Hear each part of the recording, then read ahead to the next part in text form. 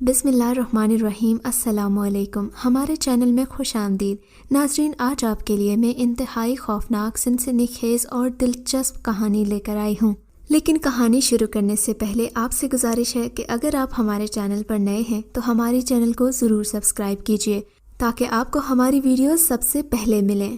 ارے کم بخت ماری، اب اٹھ بھی جا، کب تک یوں پڑی پڑی سوتی رہے گی؟ خالہ شکورن نے 2 ہاتھ دیے کلثوم کو تو بیچاری کلثوم نیند میں سے تھرا کے اٹھ بیٹھی اور خوف سے گھبراتے ہوئے بولی، جی چچی۔ وہ بولے، اب زبان بھی کینچی کی طرح چلنے لگی ہے۔ ارے کم بخت، اتنی رفتار سے کام میں بھی ہاتھ چلا لیا کر۔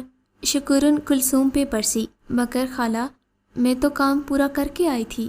کلثوم اب بھی گھبرائی ہوئی تھی۔ دکھاؤں تجھے، باورچی خانے کی صفائی کیا تیری ماں اوپر سے آ کے کرے گی؟ شکورن بھنائے ہوئے لہجے میں بول رہی تھی۔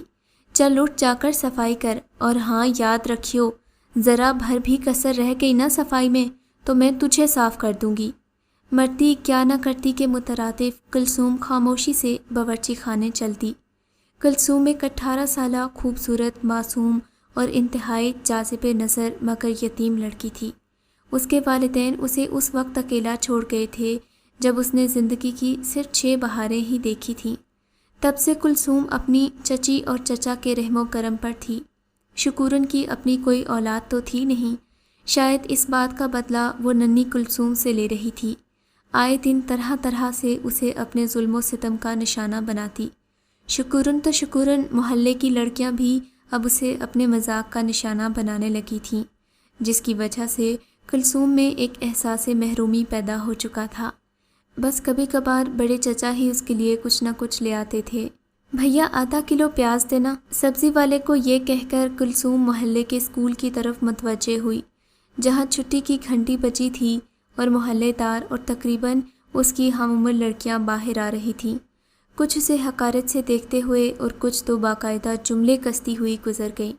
نہ جانے کس بات کا زوم تھا انہیں، جبکہ خوبصورتی اور نسوانی خد و خال کی وضع میں تو کلثوم کے آگے وہ پانی بھرتی تھی۔ کلثوم ان کے تانے سن کے خاموشی سے گھر آ گئی۔ کیا اپنا خصم ڈھونڈ رہی تھی جو اتنی دیر لگاتی؟ اب میں ہانڈی کب چڑھاؤں گی؟ گھر آتے ہی شکورن کا جملہ نشتر کی طرح کلثوم کے دل میں چبھ گیا۔ اب کپڑے دھونے کے لیے بھی مہارانی کو دعوت دینا پڑے گی؟ چل اب جا کر کپڑے دھو۔ شکورن نے گویا آتے ہی اس پر حکم صادر کر دیا تھا۔ روز کی طرح وہ دن بھی کلثوم کا تانے سنتے اور کام کرتے گزر گیا۔ اگلے دن کلثوم راشن کی دکان پر گئی، جس کے مالک کی کافی میلی نظر تھی اور وہ اکثر اسے چھیڑا کرتا تھا۔ یہ دوپہر کا وقت تھا اور دکان کے آس پاس ہجوم بھی نہ تھا۔ دکان پر مالک کے علاوہ کوئی نہیں تھا جس کا اس نے فائدہ اٹھانا چاہا، مگر پھر اچانک ہی وہاں پر ایک نوجوان آ گیا۔ یہ نوجوان دکھنے میں بہت خوبصورت لگتا تھا۔ روب ایسا تھا کہ اس کے آتے ہی چہرے پر دکاندار چپ ہو گیا۔ اگلے دن کلثوم بازار سے کچھ چیزیں لینے گئی تو ایک لڑکا اس کے پیچھے پیچھے آ گیا۔ کافی دیر سے اسے کہہ رہا تھا کہ مجھے تم سے کوئی بات کرنی ہے، خدارا میری بات سن لو۔ کلثوم نے رک کر اس کی بات سنی تو کہنے لگا، میرا نام طالب ہے، تمہارے محلے میں آئے ہوئے مجھے 1 ہفتہ ہی ہوا ہے۔ دیکھ، میں گھما پھرا کر بات کرنے کا عادی نہیں ہوں، صاف کہہ رہا ہوں، مجھے تجھ سے محبت ہو گئی ہے، تو مجھے اچھی لگتی ہے۔ اگر ذرا بھی میری باتوں میں سچائی نظر آئے تو کل شام محلے کے پیچھے والے میدان میں آ جانا، وہاں تمہارا انتظار کروں گا۔ کلثوم کچھ کہے بنا ہی تیز قدم اٹھاتی ہوئی گھر آ گئی۔ کیا محبت بھی حقیقت ہوتی ہے؟ میری دنیا تو نفرت، حقارت، تذلیل، مار پیٹ، گالیوں اور تانوں کے حصار میں ہی ہے۔ ایسے ماحول میں جب ہر کوئی اس سے نفرت کرتا تھا، سب تانے دیتے تھے، طالب کی محبت میں اسے ایک پناہ نظر آئی تھی، اور پھر اگلے دن وہ اس سے ملنے اس میدان میں پہنچ گئی۔ کلثوم نے اندازہ لگایا کہ طالب کے آنے سے ہی ماحول میں ایک عجیب سی خوشبو پھیل گئی تھی۔ نہ جانے طالب میں ایسا کیا تھا کہ کلثوم اس کی محبت کے پیغام کو ٹھکرا نہ سکی تھی۔ ابھی وہ راز و نیاز کی باتوں میں مشغول ہی تھے کہ کہیں سے کچھ اوباش لڑکے اپنی موٹر سائیکلوں پر آئے اور انہیں دیکھ کے غلیظ جملے کستے ہوئے چلے گئے۔ کلثوم گھبرا گئی اور واپس جانے کے لیے ضد کرنے لگی۔ معاملے کی نزاکت کو سمجھتے ہوئے طالب نے اسے نہ روکا، مگر پھر ملنے کا وعدہ کر کے روانہ کیا۔ ابھی کلثوم میدان سے کچھ فاصلے پر ہی تھی کہ اسے لوگوں کا ہجوم نظر آیا۔ قریب جا کر دیکھا تو وہی اوپاش لڑکے زمین پر مرے پڑے تھے۔ کسی نے بتایا کہ تیز رفتار ٹرک سے حادثہ ہو گیا۔ کلثوم گھبراتی ہوئی گھر پہنچی۔ شکر ادا کیا کہ شکورن نہیں آئی تھی، مگر جیسے ہی وہ کمرے میں داخل ہوئی اسے پھر سے وہی خوشبو محسوس ہوئی جیسی طالب کے آنے پر محسوس ہوئی تھی۔ خیر اس نے اس بات پر زیادہ دھیان نہ دیا اور گھر کے کاموں میں مشغول ہو گئی۔ رات کا نہ جانے کون سا پہر تھا، اچانک شکورن کے زوردار چیخنے کی آواز سے سب جاگ گئے۔ وہ دوڑتی ہوئی آئی اور کلثوم کے قدموں میں گر گئی، رو رو کے کہنے لگی، میری بچی مجھے معاف کر دے، کبھی تجھ سے گھر کے کام نہیں کراؤں گی، مجھے معاف کر دے۔ کلثوم شکورن کی اس نا کہانی بدلے ہوئے رویے سے بوکھلا گئی۔ پر چچی ہوا کیا ہے؟ کیا بتاؤں، میری بچی رات کو خواب میں ایک سفید سایہ نظر آیا اور کہا کہ کلثوم میری امانت ہے، اگر ذرا بھی نقصان یا تکلیف پہنچی تو اسی دن تیرا جنازہ اٹھ جائے گا۔ اور پھر اس کے بعد 2 زناٹے دار تھپڑ میرے گالوں پر پڑے۔ یہ کہتے ہوئے شکورن نے اپنے ہاتھ اپنے گالوں پر رکھ لیے۔ شکورن، یہ تو صرف خواب تھا، اس سے ڈرنا کیا؟ چچا بولے۔ پر کلثوم نے غور کیا کہ چچی کے دونوں گالوں پر واضح انگلیوں کے نشان تھے۔ میں اور کچھ نہیں جانتی، پر آج سے کلثوم گھر کا کوئی کام نہیں کرے گی، چچی نے تقریباً روتے ہوئے کہا اور پھر کلثوم کو گلے لگا لیا۔ اگلے دن صبح سے تو جیسے کلثوم کی کایا ہی پلٹ گئی۔ وہ اٹھی تو ناشتہ تیار تھا۔ شکورن نے اسے رتی بھر کام کرنے نہ دیا۔ یہ سب کلثوم کے لیے بہت عجیب تھا، کیونکہ اسے شروع سے ہی کام کی عادت تھی۔ ارے کلثوم بیٹا، گھر میں بیٹھے بیٹھے اکتا گئی ہوگی، جا آس پڑوس میں چکر لگا لے، شکورن بولی۔ اچانک اسے طالب سے کیا ہوا وعدہ یاد آ گیا۔ جی چچی کہہ کر کلثوم پھر سے ہلکی پھلکی تیار ہوئی۔ مقررہ وقت پر اسی جگہ جا پہنچی۔ طالب بھی وہاں آ چکا تھا۔ آج کلثوم کافی ہلکا محسوس کر رہی تھی۔ دونوں نے بہت باتیں کی۔ تم نے کہا تھا کہ تم اس محلے میں آئے ہو، آخر کہاں سے آئے ہو؟ کلثوم نے پوچھا۔ میں تو بہت دور سے آیا ہوں، شادی کے بعد تمہیں لے چلوں گا، چلو گی نا میرے ساتھ؟ لو بھلا، یہ کوئی پوچھنے کی بات ہے؟ جہاں تم کہو گے وہیں میں چلوں گی، کلثوم نے تیزی سے جواب دیا۔ اچھا یہ بتاؤ تم کام کیا کرتے ہو؟ اس نے دوسرا سوال داغ دیا۔ میں قریب ہی ایک فیکٹری کے گودام میں کام کرتا ہوں۔ ارے دیکھو تو میں بھول ہی کیا، تمہارے لیے کچھ لایا ہوں۔ یہ کہہ کر طالب نے وہ بات ادھوری چھوڑ دی اور ایک لفافہ کلثوم کی طرف بڑھا دیا۔ اس میں کیا ہے؟ اس نے لفافے کو الٹ پلٹ کر دیکھتے ہوئے پوچھا۔ گھر جا کے دیکھنا اور اگلی ملاقات پر پہن کر آنا، طالب نے پیار سے جواب دیا۔ کلثوم بھی سوچتے ہوئے کہنے لگی، ہم کب تک یوں ہی ملتے رہیں گے؟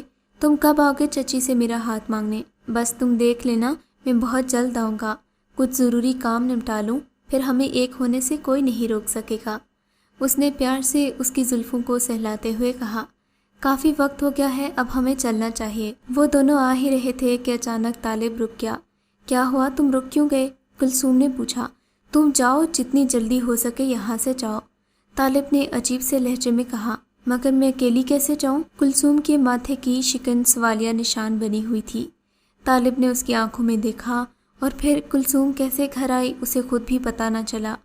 گھر آ کر وہ اس کے بارے میں ہی سوچ رہی تھی کہ ایسا کیا ہوا جو اس نے اچانک مجھے جانے کو کہا۔ اسی سوچ میں اس کی نظر میز پر رکھے ہوئے لفافے پر گئی۔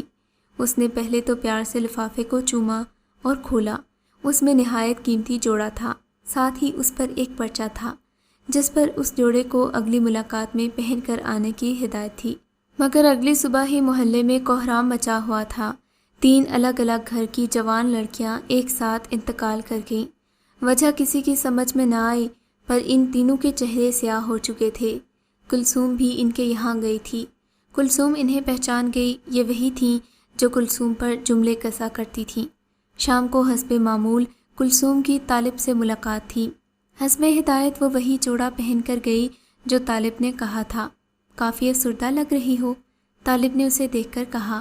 نہیں، ایسی تو کوئی بات نہیں، کلثوم نے بھجے الفاظ میں جواب دیا۔ کیا میرے کل والے برتاؤ نے تمہیں اداس کر دیا؟ طالب نے کریدا تو وہ کہنے لگی، پتہ ہے آج محلے میں 3 جوان لڑکیاں انتقال کر گئیں۔ پھر وہ سارا وقت اسی کو تسلیاں دیتا رہا اور کلثوم حسب معمول گھر آ گئی۔ گو کہ اب کلثوم کے چچا کی نوکری ختم ہو گئی تھی، مگر گھر کیسے چل رہا تھا انہیں خود سمجھ میں نہیں آ رہا تھا۔ کبھی آٹے کے ڈبے سے پیسے ملتے، کبھی الماری سے، کبھی کہاں سے تو کبھی کہاں سے۔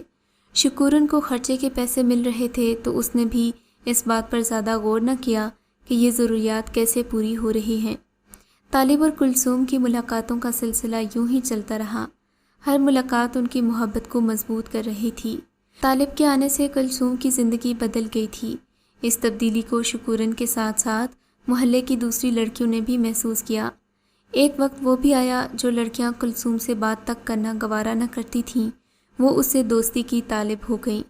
تم روز کہتے ہو کہ اب آؤں گا تب آؤں گا، پر آتے نہیں ہو۔ یہ کام کر لوں تب آؤں گا، وہ کام کر لوں تب آؤں گا، کلثوم نے بچوں کی طرح شکایت کرتے ہوئے طالب سے کہا۔ اچھا یہ بتاؤ، کیا تمہارے گھر والے مجھے قبول کر لیں گے؟ طالب نے پوچھا۔ ارے کیوں نہیں کریں گے، کیا کمی ہے تم میں؟ جوان ہو، خوبصورت ہو، بس تھوڑے ڈھیلے ہو، کلثوم نے اسے چڑھاتے ہوئے کہا۔ اور اگر تمہارے گھر والوں نے رشتے سے منع کر دیا پھر؟ تم نہ بڑی بدشگونی والی باتیں کر رہے ہو، کلثوم نے اسے ٹوکا۔ اچھا سنو، کل میں تمہارے گھر آ رہا ہوں، اس نے کہا تو کلثوم کا چہرہ مارے شرم کے لال پڑ گیا۔ اور پھر اگلے دن اس نے اپنا وعدہ واقعی سچ کر دکھایا۔ مقررہ وقت پر طالب آیا، چچا چاچی سے رسمی گفتگو کی، پھر کلثوم چائے لے کر آئے۔ اس نے وہی جوڑا پہنا تھا جو اسے طالب نے دیا تھا۔ طالب نے باقاعدہ رشتہ مانگا تھا۔ اس نے بڑے ہی اطمینان سے اپنی محبت کا اظہار اس کے چچا چچی کے سامنے کر دیا۔ لیکن شادی سے پہلے میں آپ کو ایک ایسی بات بتانا چاہتا ہوں جو شاید آپ کو عجیب لگے، مگر یہ آپ کو بتانا بہت ضروری ہے۔ وہ یہ کہ میں اس دنیا کا نہیں ہوں، میں ایک جن زادہ ہوں۔ کیا کہہ رہے ہو بیٹے؟ شکورن گھبرا گئی۔ ارے چچی، ان کی تو عادت ہے مذاق کرنے کی، کلثوم نے کہا تو وہ بولا۔ یہ مذاق نہیں ہے، اپنی سچائی ثابت کرنے کے لیے میں کچھ حقائق آپ کے سامنے پیش کروں گا جو میرے جن ہونے کی تصدیق کریں گے۔ پھر وہ کلثوم کی طرف متوجہ ہوا۔ کیا تمہیں وہ لڑکے یاد ہیں کلثوم، جنہوں نے تم پر جملے کسے تھے؟ میں نے ہی ان کو جہنم واصل کیا تھا۔ جو لڑکیاں تمہارا مذاق اڑاتی تھیں، ان کی موت کا ذمہ دار بھی میں ہوں۔ چچی کے خواب میں بھی کوئی اور نہیں آیا تھا، وہ میں ہی تھا۔ اور تو اور تمہارے گھر کی مالی پریشانی کو بھی میں نے ہی حل کیا تھا۔ کلثوم حیرت سے طالب کو دیکھ رہی تھی۔ اب آپ چاہیں تو کلثوم کا ہاتھ مجھے سونپ دیں، فیصلہ آپ کا ہے۔ اتنے میں کلثوم اٹھی اور طالب کے ساتھ کھڑی ہو گئی۔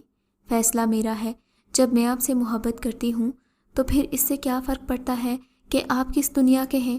اب مجھے آپ جہاں لے جائیں گے یہ میرا نصیب ہے۔ چچی نے بہت سمجھایا پر کلثوم نہ مانی۔ کلثوم نے طالب کا ہاتھ تھاما اور دونوں گھر سے رخصت ہو گئے۔